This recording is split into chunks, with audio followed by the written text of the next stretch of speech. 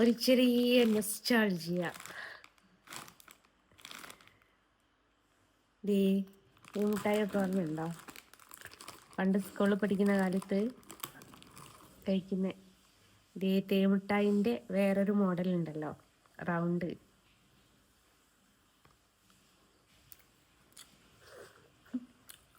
ഇപ്പോഴായും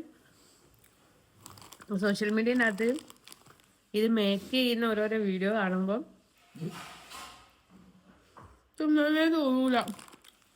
പക്ഷെ ഇതൊക്കെ ഇവിടെ അടുത്തുള്ള നാട്ടിലുള്ള ആൾക്കാർ ചെയ്യുന്നതാണ് എന്ന് പറയപ്പെടുന്നു എന്നുള്ള ധാരണ തിന്നുകയാണ്.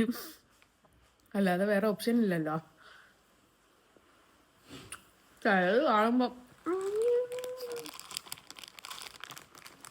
ഓരോ സാധനം കഴിച്ചോ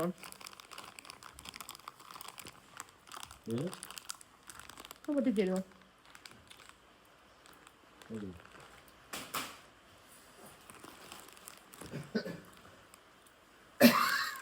പാൽ കേക്കിന്റെ പോലത്തെ സാധനം.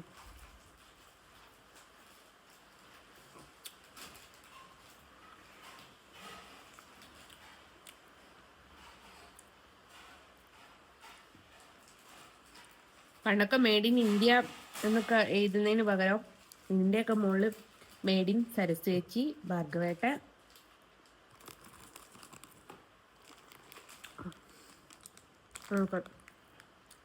ഓർമ്മയുണ്ടാവും. ഈ പാൽ കേക്കൊക്കെ ഉണ്ടല്ലോ, വെട്ട് കേക്കൊക്കെ, അതിന്റെ ചെറിയ സാധനം.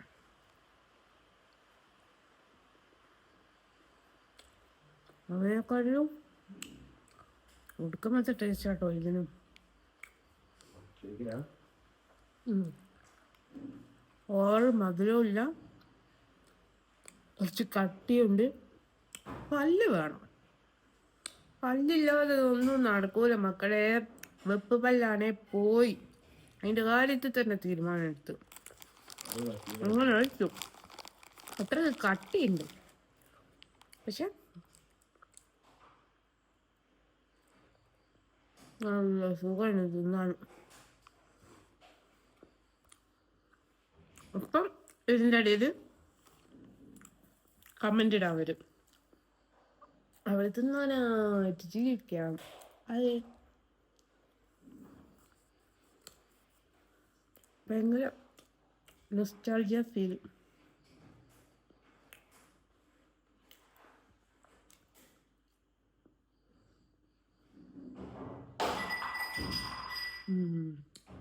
അടുക്കളയിൽ ഒരു ഗ്ലാസിൻ്റെ എണ്ണം കുറഞ്ഞിരിക്കുന്നു.